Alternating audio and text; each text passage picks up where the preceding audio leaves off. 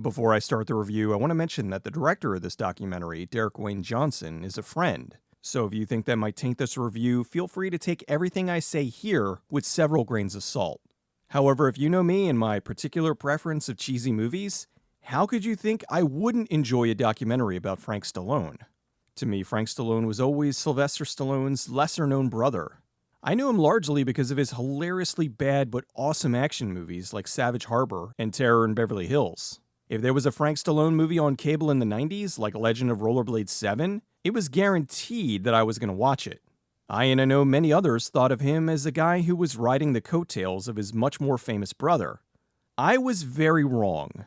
I was able to see the film, Stallone, Frank that is, way back in what feels like a lifetime ago in late 2019.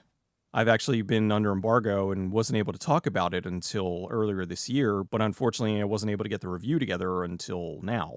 The documentary showed how Frank and Sly grew up together as two very talented but different brothers. It focused on how much Frank got into music, which led to him being very successful in his own right. He was doing his thing long before Sylvester did Rocky.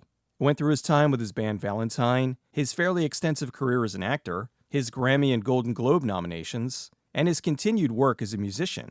It showed a side that really I had no idea existed. I thought the extent of his music career was just the songs from Rocky, Rocky III, and Stayin' Alive. Beyond that, I knew of him from his bad movies, as I mentioned, but I had forgotten all about his really great roles in movies like Barfly.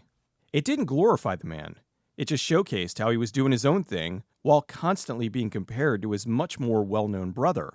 It presented how that could make a person go a little crazy and develop some insecurities about their own selves. That no matter what level of fame he would attain, he would always be Rocky's brother. At 73 minutes, the documentary flew by.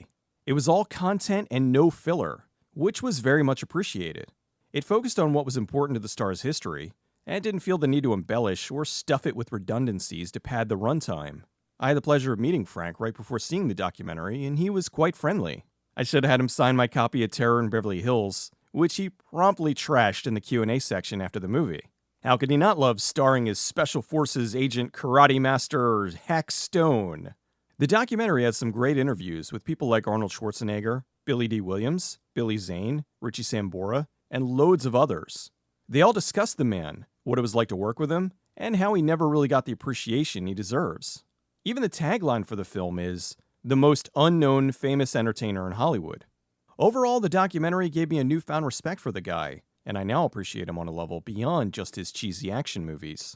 While his music isn't really what I listen to, I recognize his talents, and it's good to see him still going at it for over 50 years. Stallone, Frank that is a highly enjoyable look at a talent who is all too often overlooked by most folks in the mainstream. This documentary shows the many sides of Frank Stallone, and proves he is more than just Rocky's brother.